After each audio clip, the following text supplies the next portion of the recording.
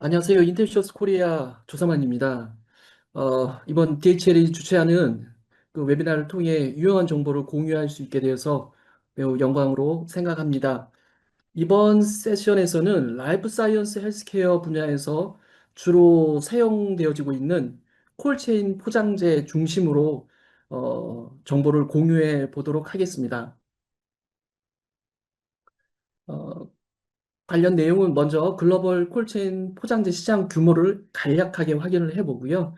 그 다음에 콜체인 산업의 분류가 어떻게 되는지, 그 다음에 콜체인 포장재 분류는 어떤 종류들이 있는지, 그리고 마지막 파트에서는 인텔시어 솔루션들에 대해서 간략하게 한 25분 정도 설명을 드려보겠습니다. 글로벌 바이오 파마 콜체인 포장재 시장 규모는 작년 기준 약 74억 3천만 달러로 평가되며 매년 평균 9.7%씩 성장, 2031년도에는 약 145억 5천만 달러에 이를 것으로 예상을 하고 있습니다. 이러한 지속적인 우상향 성장에는 한 세 가지 정도의 요인이 있습니다. 첫째는 엄격한 온도 관리가 요구되는 백신, 바이오 의약품, 세포 및 유전자 치료제 등의 개발 및 시장 활성화로 콜체인 포장재의 수요가 증가하고 있다는 것이고요. 두 번째는 FDA나 EMA 등의 주요 규제기관의 콜체인 관리 기준 강화로 인해서 온도 조절 포장재 및 샘플 운송용 포장재의 수요가 꾸준히 증가하고 있다는 것입니다. 그리고 마지막 세 번째는 스마트 센서, IoT 기반의 실시간 모니터링 기술 및 우수한 성능의 단열재 및 특수 상변화 물질 등의 포장 재료의 어플리케이션 확대가 이러한 콜체인 포장재의 효율성 및 신뢰성 향상이 이러한 성장을 견인하고 있다고 말할 수 있겠습니다. 콜체인 분야는 크게 네 가지 정도로 분류가 됩니다. 콜체인 분야 중 가장 일반적으로 사용하고 있는 곳이 바로 신선식품 분야입니다. 오래전부터 진행되어 오는 분야이며 신선식품에는 농산물, 수산물 등이 그 대표적인 예라고 할 수 있겠죠. 그리고 화학 및 전기 분야에도 콜체인이 적용되고 있다는 사실을 혹시 알고 계십니까? 반도체 분야에서 적용되고 있는 온도 조절 포장재 사례입니다. 반도체 관련 제품 중 습도에 아주 취약한 제품이 있는 모양입니다. 이 반도체 표면에 생기는 습기를 방지하기 위해 내부 온도가 영상 15도에서 25도 일정하게 유지되어 내부와 외부 온도 차이로 발생하는 표면 결로를 방지하는 원리입니다. 초기에는 이 결로를 방지하기 위해 흡습제를 이용하여 습도를 제거하므로 결로가 발생하는 것을 방지할 수 있도록 좀 했는데요. 그 결과가 그렇게 만족스럽지는 않았습니다. 이 결로가 생기는 근본적인 원인 제거가 아닌 이미 발생한 후 제습을 하는 방식이었기 때문입니다. 그 외에도 많은 화학과 전자 관련 분야에서 콜체인이 적용되고 있습니다. 세 번째는 화해 농가에서 대량의 화해 출하 시 이 콜체인 컨테이너를 이용하여 화해 신선도를 유지하는 목적으로 사용되고 있습니다. 마지막으로 헬스케어 분야입니다. 이 헬스케어 콜체인 분야는 크게 두 가지 정도로 구분을 할 수 있습니다. 하나는 제약 분야의 콜체인, 그리고 다른 하나는 샘플 분야의 콜체인입니다. 제약 분야의 콜체인은 주로 백신이나 세포치료제, 바이오 시밀러 등의 바이오 의약품 등이 해당이 되겠습니다. 샘플 콜체인은 인체나 동물 관련 혈액 샘플, 임상 시험 관련 샘플, 그리고 연구 목적의 세포나 균들 등이 주로 해당이 되겠습니다.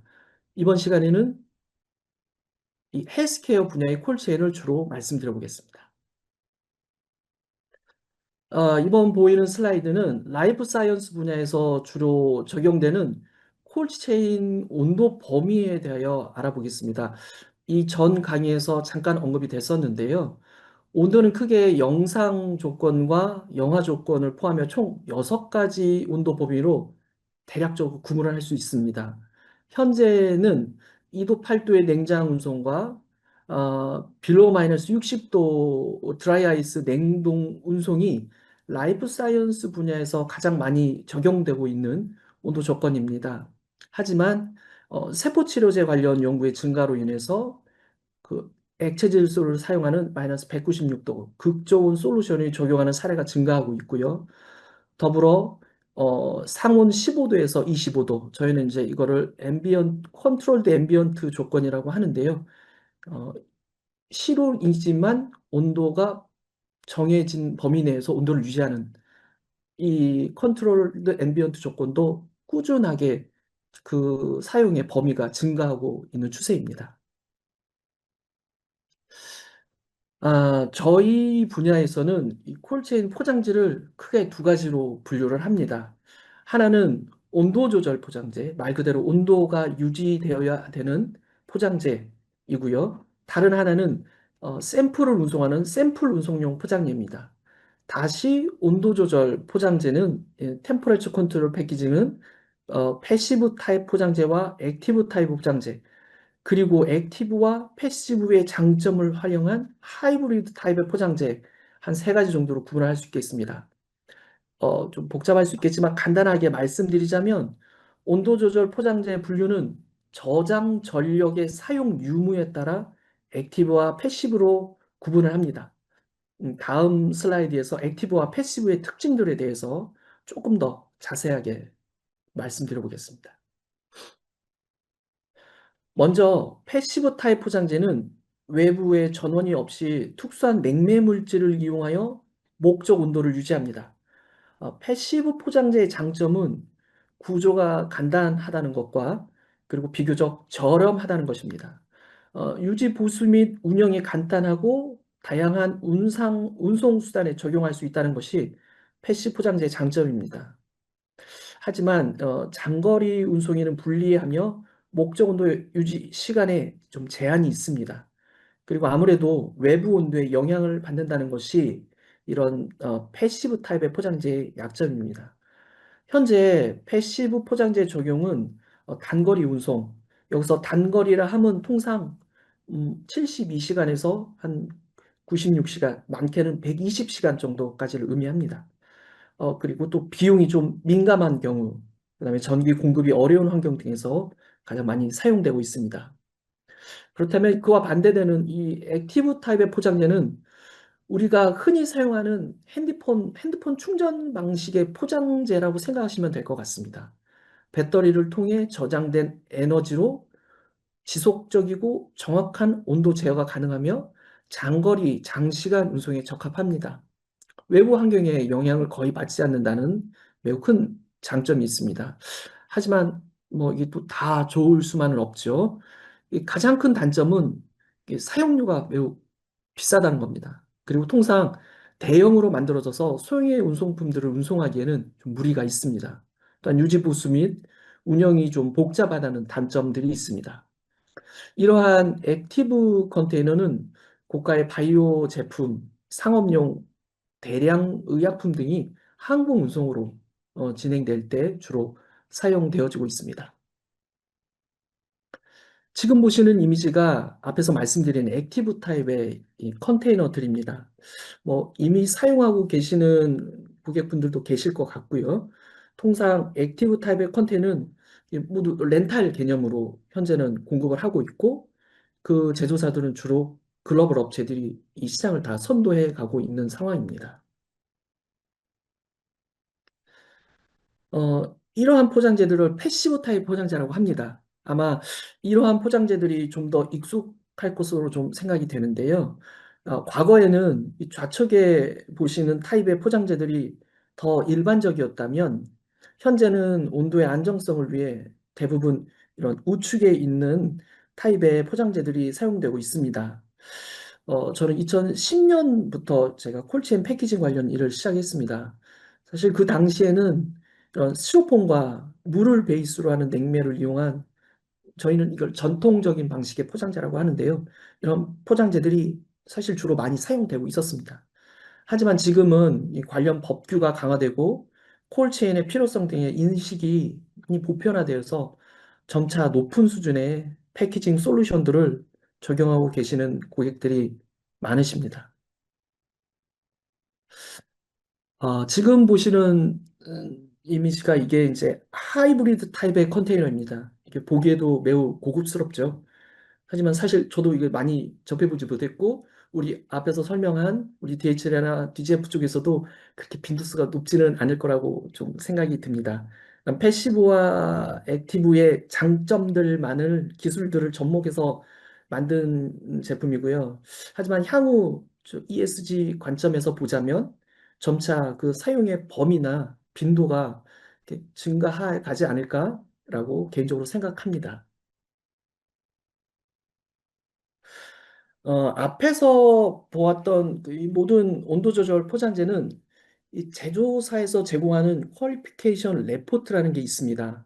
쉽게 말하자면 포장 솔루션에 대한 퍼포먼스 퀄리피케이션 정도라고 보시면 될 것 같습니다.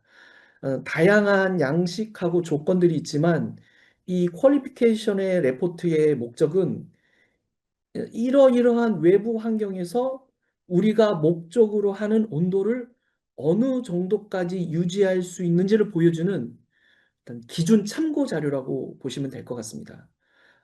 통상적으로 운송 시 패키징 솔루션을 선택하는 중요한 요소 중 하나가 되겠습니다.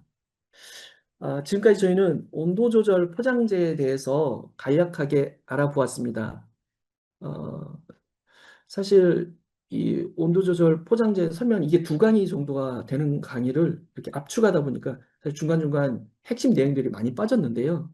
요지는 그렇습니다. 이 온도 조절 포장재가 과거 한 15년 전 한국에서는 사실 잘 만든 온도 조절 포장재가 있고 그렇지 못한 포장재가 있었다라면 지금 15년이 지난 지금 시점에서 어떠냐? 사실 온도 조절 포장재 글로벌 기업들의 거의 퍼포먼스는 상향 평준화 됐습니다. 왜 그러냐면은 이 글로벌 제조사들 역시 포장재의 핵심 매터리얼이 두 가지가 있는데요. 하나는 단열재고요. 다른 하나는 특수 냉매입니다. 이 두 가지를 어떻게 디자인을 하느냐에 따라서 냉장도 만들고 항온도 만들고 더 낮은 온도도 만드는 건데 이 원재료들이 이미 글로벌에서 많이 생산이 되고 보편화되어 버린 거죠. 그래서 지금의 온도 조절 포장재는 어떤 포장재는 좋고 나쁘냐이 아니고 각자 우리 상황과 우리 조건에 얼마만큼 부합하느냐가 첫 번째일 것 같고요. 앞에서 말씀한 우리 DHL처럼 얼마나 훌륭한 서비스들을 다 통합적으로 제공해 줄 수 있느냐. 이게 가장 중요한 핵심일 것 같습니다. 저희처럼 포장재를 서플라이 하는 데들은 얼마나 고객과 밀접하게 고객의 니즈를 파악하고 가장 목적에 가까운 솔루션들을 제안해 줄 수 있느냐. 한 이 세 가지 정도가 지금 상황에서는 온도 조절 포장재의 선택의 핵심 키워드라고 할 수 있을 것 같습니다. 아, 이제는 저희가 이제 온도 조절 포장대에서 설명을 들었다라면 이제부터는 이제 저희가 두 가지 분류로 말씀드린 그 중에 하나인 샘플 운송용 포장재에 대해서 설명을 드려보도록 하겠습니다. 사실 이 부분이 좀 규정과 관련되어 있고 좀 되게 재미가 없는 부분이긴 한데 최대한대로 요약을 해서 핵심만 말씀드려보도록 하겠습니다. 라이프 사이언스 분야에서 사용되는 샘플 운송용 포장재는 국제항공운송협회, 국제해사기구 등에 의해 위험 품목으로 정해진 물품의 운송 시 사용되어지고 있으며 이러한 위험물은 항공기, 인명, 환경 등 기타 화물에 손상을 줄 우려가 있으므로 수송량, 포장 방법, 용기 등을 일반 화물과는 별도로 관리하고 있습니다. 이러한 조건들을 충족하고 검증받은 포장재들을 소개해 드릴 예정인데요. 국제항공운송협회나 국제해사기구 등에서는 위험물을 총 9가지 정도로 분류하고 있으며 이번에는 라이프 사이언스 분야에서 해당되는 클래스 6 독성 물질에 대한 샘플 운송용 포장재를 소개해 보도록 하겠습니다. 보시는 바와 같이 위험물은 클래스 1부터 클래스 9까지 총 9가지로 분류가 됩니다. 이런 각각의 클래스별 고유 명칭 및 라벨이 다 규정화되었고 다 공통적으로 사용하고 있는 거고요. 클래스 6번, 클래스 6의 독성 물질은 다시 디비전 6.1 톡식 서브스턴스와 디비전 6.2 인펙션 서브스턴스로 이렇게 두 가지로 구분이 됩니다. 그중 저희는 디비전 6.2의 인펙셔스 서브스턴스에 대한 내용을 좀 더 알아보도록 하겠습니다. 음, 디비전 6.2는 다시 이게 카테고리 A와 카테고리 B로 구분이 됩니다. 카테고리 A는 인펙셔스 서브스턴스라고 명칭하며 운송 중 내용물이 포장 외부로 유출된 내용물에 사람이나 동물이 노출될 경우 양호한 건강 상태에 있다 하더라도 영구적인 장애나 생명의 위협 또는 치명적인 손상을 줄 수 있는 물질일 경우 카테고리 A로 구분합니다. 굉장히 위험하다는 뜻이겠죠. 네. 카테고리 A는 다시 두 가지로 또 구분이 되는데요. 하나는 인수 공통 감염될 수 있다고 저희가 흔히 말하는 사람이나 동물 양쪽 다 질병을 유발할 수 있는 물질은 UN 2814, 그리고 오직 동물에게만 질병을 유발하는 물질은 UN 2900으로 라벨링을 이렇게 정해 놓았습니다. 그럼 카테고리 B는 훨씬 더 흔한데요. 카테고리 B가. 저희가 아마 운송하는 대부분이 아마 카테고리 B에 해당이 될 것 같은데요. 카테고리 B는 카테고리 A에 속하지 않는 감염성 물질을 카테고리 B로 분류하고 UN 3373 바이올로지컬 서브스턴스 카테고리 B로 지정합니다. 카테고리 A에 포함되는 감염성 물질에 대한 정보는 WHO Guidance on Regulation for the Transport of Infectious Substance라는 자료를 통해서 확인이 가능합니다. 국내의 경우는 질병관리청의 감염성 물질 안전수송 지침을 통해서 병원체 위험군을 분류하고 있습니다. 고위험 병원체 분류 중 가장 위험한 제4군에 포함되어 있는 균주가 뭐 에볼라 바이러스, 마버그 바이러스, 라사 바이러스, 나파 바이러스, 두창 바이러스 등이 있습니다. 어, 여담이지만 1995년도에 그 아웃브레이크라는 영화가 국내에서 상영을 했었습니다. 그 더스틴 호프만하고 모건 프리먼이 주연을 했던 영화인데요. 이제 이 영화가 저희 이번에 그 제4군에 포함되어 있는 이 에볼라 바이러스를 이제 모티브로 해가서 소재로 해가지고 만든 영화인데 제가 굉장히 젊었을 텐데 인상적으로 봤던 기억이 납니다. 지금 보이시는 슬라이드는요, 이 카테고리 A에 해당되는 인펙션 서브스턴스의 샘플 운송용 이 포장재는 반드시 UN 인증을 획득한 포장재를 사용해야만 합니다. 이 규정입니다. UN 인증을 통과하기 위해서는, 이 포장재들이 UN 인증을 통과하기 위해서는 이몇 가지 테스트가 진행됩니다. 예로 카테고리 A 기준으로 소개를 간단하게 드리자면, 이게 9m 높이에서 드랍 테스트, 그다음에 펑처 테스트, 스태킹 테스트, 그다음에 워터 스프레이 테스트, 콜드 컨디셔닝 테스트 등의 각각의 기준치가 있는데 이 기준을 만족할 경우에만 UN 인증을 받을 수 있습니다. 상당히 여러 가지 복잡한 과정들을 거쳐야지 저 종이 상자에 UN 인증이라고 쓸 수 있는 거죠. 이러한 과정을 거쳐 UN 인증을 획득한 포장재는 포장재 외부에 UN 인증 마크가 표기되어 있습니다. 이 UN 인증 표기에는 몇 가지 정보가 포함이 되어 있는데요. 그에 대한 내용은 다음 슬라이드에서 설명하도록 하겠습니다.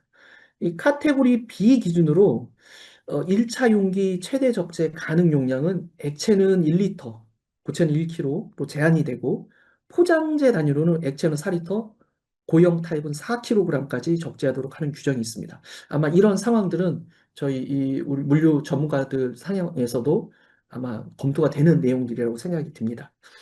UN 인증을 획득한 전용 샘플 운송용 포장재는 3중 구조로 포장 및 패킹이 진행됩니다. 실제 샘플을 담는 1차 용기, 보통 저희가 알고 있는 혈액이나 조직을 담는 튜브가 1차 용기가 됩니다. 2차 용기는 1차 용기를 보호하고 적재할 수 있는 용도이고요. 그리고 마지막 외부 포장재가 3차 용기가 되어 총 3중 수송 용기로 구성입니다. 그래서 저희가 보통 한국에서는 3중 수송 용기라고 합니다. 그 외에 1차 용기 이 파손 시 1차 용기로부터 유출된 액체를 흡수할 수 있는 흡수제가 또한 반드시 포함되어야 합니다. 이게 이제 UN 인증 마크가 좀 확대해 놓은 건데요. 첫 번째는 이게 이제 UN 인증 패키징 심벌을 의미합니다. 그리고 이 포, 지, 유는 각각의 의미가 있거든요. 예를 들어서 포는 상자 타입이다라는 걸 의미하는 거고요. 이 G는 그 상자가 종이 재질로 만들어졌다라는 걸 의미하는 거고, 이 U는 프라이머리 튜브의 재질을 의미합니다. 이 유로가 의미하는 거는 이 프라이머리가 유리 타입으로 만든 튜브를 사용했다라는 뜻입니다. 저희가 보통 그 코니칼 튜브 같은 건 플라스틱으로 되어 있고 또 뭐 일부 튜브들은 글라스로 되어 있는데 포지 유 그러니까 좀 더 열악한 어려운 환경에서 테스트를 한 거죠. 자, 이런 의미가 있는 거고요. 이 클래스 6.2는 저희가 앞에서 살펴본 바와 같이 감염성 물질 운반용으로 인증을 받았다라는 의미고요. 이제 22는 22년도에 제조가 되었다라는 제조년도, 12는 이 유엔 인증을 받은 패키징을 제조한 국가, 여기 같은 이제 영국이 되겠죠. 영국이 될 것 같고요. 그다음에 5444는 이 인증을 받은 제조사의 고유 넘버가 되겠습니다. 이렇게 해서 이게 사실은 잘 못 보실 수도 있는데요. 이제 저희 같은 사람들은 이제 요게 관심이 있으니까 이 포장재 보면 유엔 인증 받은 포장을 이걸 유심히 보게 되는 것이죠. 참고하시면 도움이 될 거라고 생각을 합니다. 지금 보시는 슬라이드는 인텔시어스사의 유엔 인증 모델인 이 패소팩 샘플 트랜스포테이션 패키징입니다. 앞에서 보여드렸던 그 슬라이드고요. 이 삼중속 명에는 반드시 포함되어야 하는 구성품을 보여주고 있는데요. 혈액 등에 앞에서 말씀드린 대로 혈액 등의 그 샘플을 담는 1차 용기, 1차 용기의 파손을 1차 용기가 이렇게 되겠고요. 1파 용기의 파손을 막는 단단한 재질의 2차 용기, 이제 플라스틱 바틀입니다. 이거 같은 경우에는요. 그리고 1차 용기가 어, 뭐 여러 가지 조치에도 불구하고 발생할 수 있는 용기 파손 시 1차 용기로부터 유출된 감염성 물질을 흡수하여 외부로 방출되는 것을 방지하기 위한 흡수제. 그리고 3차 외부 용기가 반드시 구성품으로 포함되어야 합니다. 흡수제의 경우도 뭐 사실 간단하게 생각할 수도 있지만 저희 쪽에서는 규정은 이렇습니다. 1차 용기에서 유출된 액체는 전량 흡수할 수 있는 제품을 사용하는 것이 이 흡수제의 목적입니다. 하여 각 사이즈별 흡수제가 흡수할 수 있는 용량이 사실은 다 정해져 있습니다. 그래서 저희 인텐시어스 같은 경우에는 최대 600ml까지 흡수가 가능한 이 흡수제도 판매를 하고 있습니다. 동일한 목적으로 사용되는 샘플 운송용 포장재인 패소 쉴드라는 저희 인텐시어스의 모델입니다. 동일하게 유엔 인증 제품이고요. 2차 용기로 사용되는 이 해저드 플라스틱 백 때문에 저희가 지금 보여드리는 겁니다.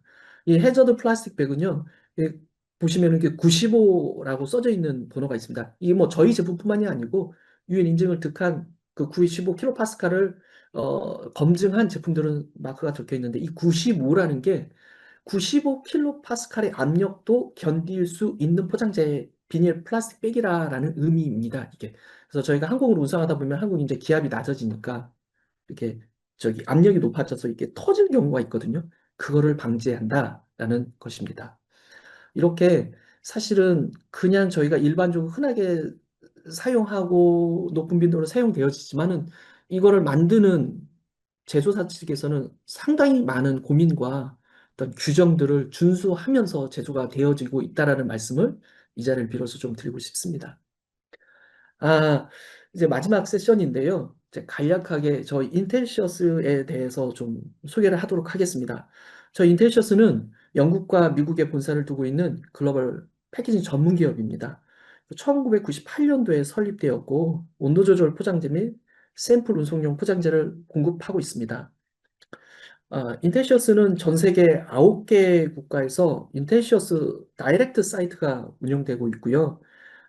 약 10개국 이상에서 공급 파트너들과 협력을 진행하고 있습니다. 인텔시어스 코리아는 2011년부터 국내에서 활동하고 있으며 DHL을 비롯한 글로벌 운송사들과의 긴밀한 협력을 진행해 오고 있습니다. 특히 이 드라이 아이스 냉동 패키징 분야에서는 매우 다양한 파트너들과 다양한 비즈니스를 영위하고 있고요. 저희 나라에서는 DHL을 비롯한 많은 글로벌 운송사들, 또 국내 바이오 기업들이 저희 인텔시어스의 이 냉동 포장재를 어, 직접 사용하고 계시고 혹은 응용해서 사용하고 계십니다. 음, 인텔시어스에서의 핵심 온도 조절 포장재의 핵심 라인업은 저희 모델은 이 오르카라는 라인업입니다. 오르카 포장재는 뭐 저희뿐만 아니라 다른 경상도 마찬가지겠지만 일회용 온도 조절 포장재, 그다음에 다회용 온도 조절 포장재, 그다음에 혈액 전담으로만 하는 운송용 포장재, 또한 이렇게 좀 더 팔렛 단위로 움직일 수 있는 팔렛 사이즈의 운송용 포장재들, 뭐 온도 조건은 대부분 비슷합니다. 마이너스 2도, 8도, 그다음에 상온 15도에서 25도, 마이너스 20도, 그다음에 드라이 아이스, 이러한 여러 가지 포장재들을 공급을 하고 있고요.